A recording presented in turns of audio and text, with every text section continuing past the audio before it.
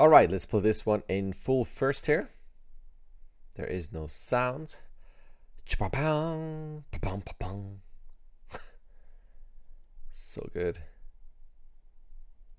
All right. So there's a lot of good stuff in there. And my main comments would be, even though this is super stylized, it would still be interesting to have a moment of when that arm comes up during all of this. And I love the multiples here are great. That is a great moment there. And I'm curious to see how much it will break the stylization of adding slight rotation and just a little bit of wiggle. I'm really talking a couple pixels. So it's just slightly alive. And even when you go on something like this, going up, not that it has to have, you know, a massive body change going up and everything, but I'm really talking super minimal. So it's not completely only one arm. I'm just curious if that would just break it. Because it is really funny that it's just only the arm moving. I like the smears. All that stuff is great. And I like that it's the only time at the end that the character is blinking. I think that's great. I'm just curious about that. That could be an interesting change just to see how it will break the cartooniness. Now, when he actually does hit the guy, the only thing I would potentially examine, because he's always kind of like, if I put in the onion skinning here, once he gets hit, let me just see. I didn't go in there frame by frame, but if that's the head, here's the head. That's cool. And then we're in the middle, so it's always in a different spot. But then we're getting a bit similar.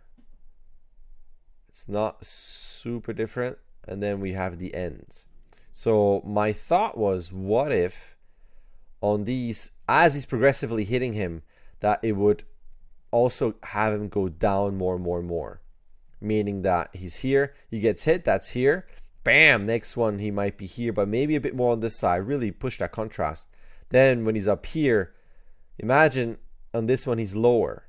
And if you want to go ta-da, that nice pose, then maybe it would be a lot higher. And then when that happens, now he's a lot lower. And after this one, he might go up. So there might not even be too many moments where I was thinking where he goes lower and lower and lower. But maybe it's just, to me, when you watch this, boom, hits.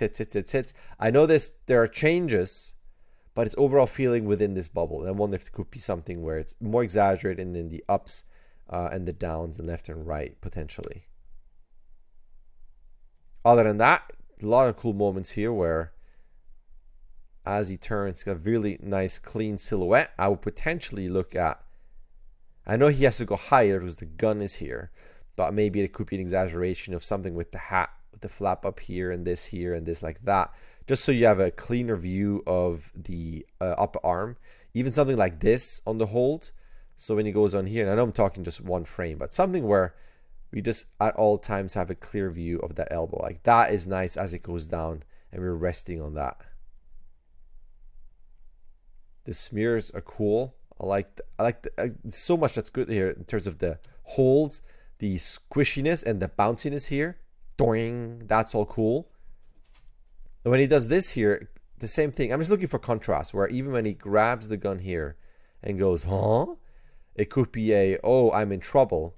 So it's not just down here, watch this, goes down, squash and stretch up here, but it could be with a slight bend back, maybe even that foot goes up. Not that you have to do a reversal, but just something where it's a bit more, whoa, he's always going away from the threat, because now this guy's the threat because he has the gun. And you might as well go a bit lower and then separate those fingers so you don't have that overlap there.